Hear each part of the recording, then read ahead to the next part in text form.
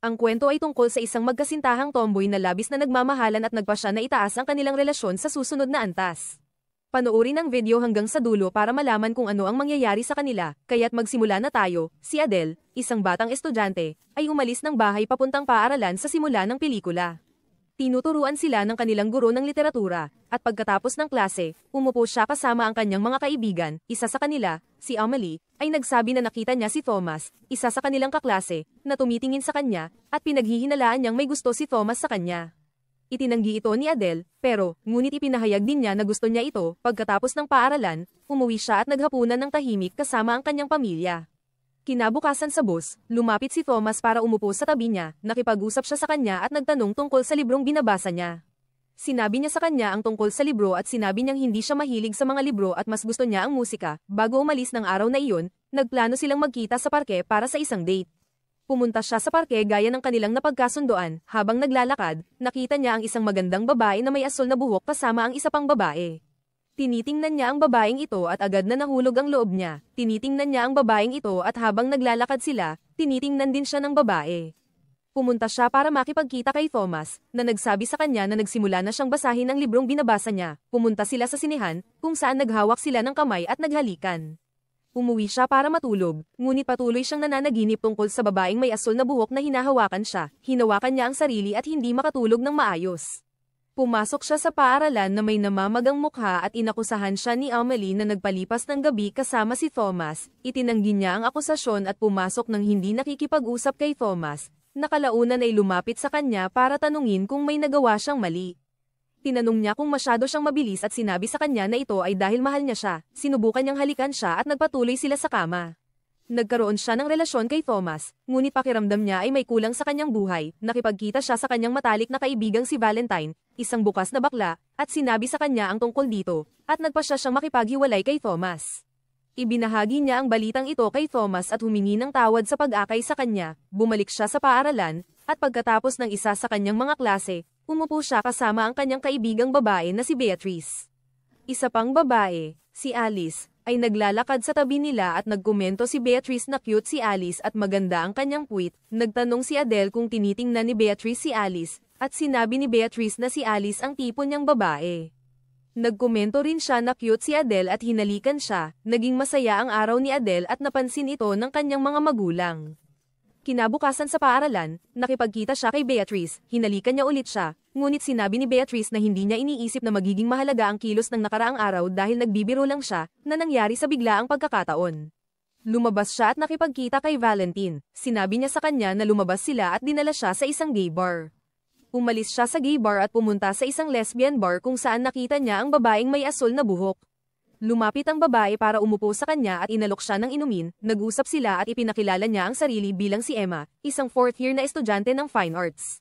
Nag-usap sila tungkol sa sining at Ingles, ngunit may ilang mga babae na dumating doon para manggulo at tinawag si Emma. Bago umalis, tinanong ni Emma ang pangalan ng kanyang high school.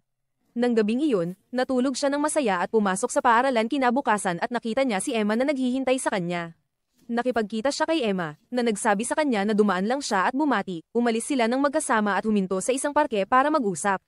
Iginuhit siya ni Emma, kinuha ang kanyang numero at hinalikan siya bago umalis. Habang pauwi siya, nakatanggap siya ng tawag mula kay Emma. Kinabukasan sa paaralan, tinanong siya ni Amelie tungkol sa babaeng may asul na buhok at kung saan niya ito nakilala.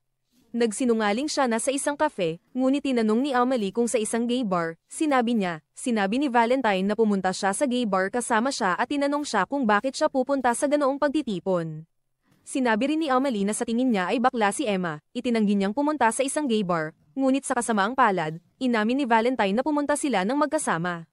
Tinanong siya ng kanyang mga kaibigan kung bakit siya nagsisinungaling, sinasabing pumunta lang siya para uminom, inakusahan siya ng pagiging tomboy.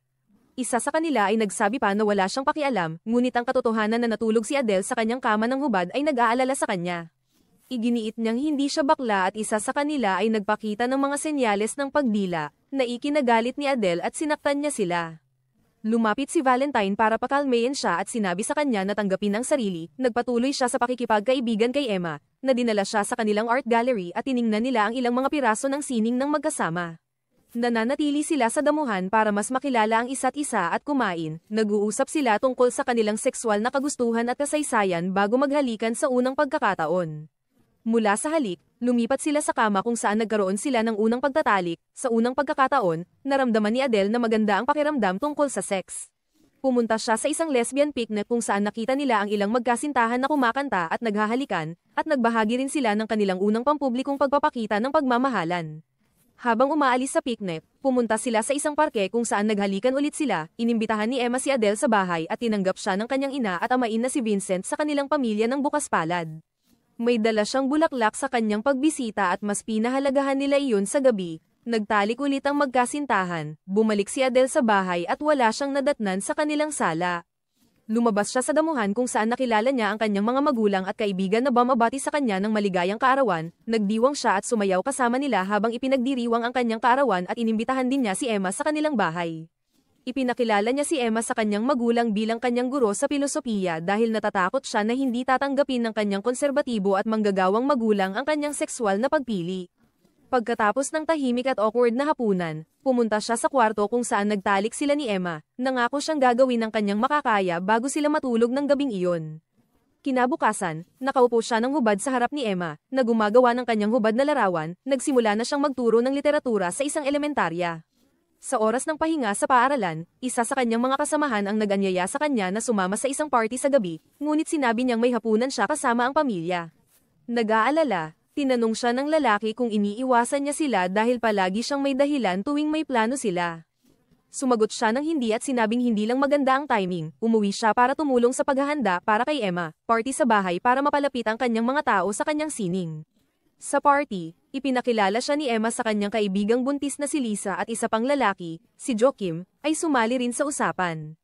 Nagkomento si Joaquim na mukhang kontento si Adele sa larawan niya na nakita niya kay Emma. Sinabi ni Emma kay Joaquim na nagsusulat si Adele at humiling si Joaquim na makita ang kanyang mga libro at basahin ang mga ito.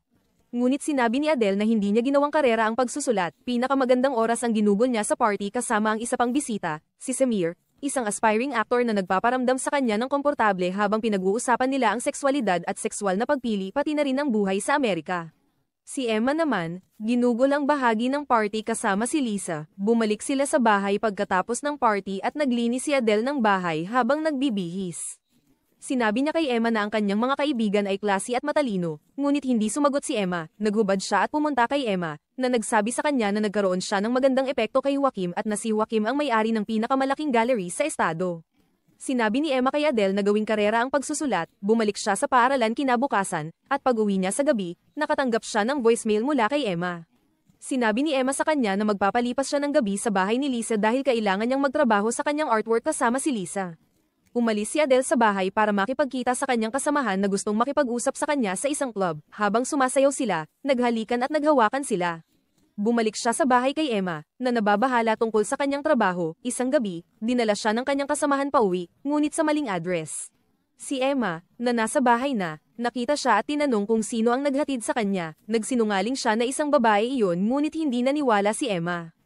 Ang mga luha ni Adele ang nagbigay sa kanya at nagsimulang mag-isip si Emma na siya ay nagtataksil. Tinanong siya ni Emma tungkol dito ngunit itinanggi niya kaya sinabi ni Emma na umalis siya dahil ayaw niya ng sinungaling sa kanyang bahay. Inamin ni Adele na nagtataksil siya ngunit sinabi niyang dahil nag-iisa siya at hindi masaya, tinanggihan ni Emma ang kanyang mga dahilan at nakipaghiwalay sa kanya. Ipinagpatuloy ni Adele ang kanyang buhay bilang guro sa elementarya na hindi kontento. Nagkita sila ni Emma sa isang bar mga 3 taon pagkatapos at nag-usap tungkol sa buhay mula nang maghiwalay sila. Sinabi niya kay Emma na nag-iisa siya kahit na nagkaroon siya ng ilang fling. Tinanong niya kung kasama pa rin ni Emma si Liz at sumagot si Emma ng oo. Sinasabing mahal niya si Liz at natagpuan ang sarili na in love sa 3 taong gulang na anak ni Audley. Tinanong ni Adele tungkol sa kanyang sexual na buhay kay Liz at inamin niyang hindi ito katulad noong kasama niya si Adele. Pareho nilang ipinahayag na namimiss nila ang isa't isa at nagsimula silang maghawakan. Ipinagpatuloy ni Adele ang trabaho at pumunta siya sa unang art exhibition ni Emma. Nagsuot siya ng damit na kulay asul at nakilala niya ang pamilya ng isa sa kanyang mga ward na nagkomento sa kanyang mahusay na kakayahan bilang guro. Nagsalita siya kay Emma na sa huli ay naging abala sa kanyang mga bisita at kailangan niyang maglakad-lakad mag-isa. Nakilala niya ulit si Samir. Sinabi niya sa kanya na nasa real estate na siya ngayon. Lumabas siya ng exhibition at sinubukan ni Samir na sundan siya at tawagin siya pabalik ngunit naglakad siya sa maling direksyon. Lumakad si Adele palayo at dito nagtatapos ang pelikula. Sana nagustuhan niyo ang video.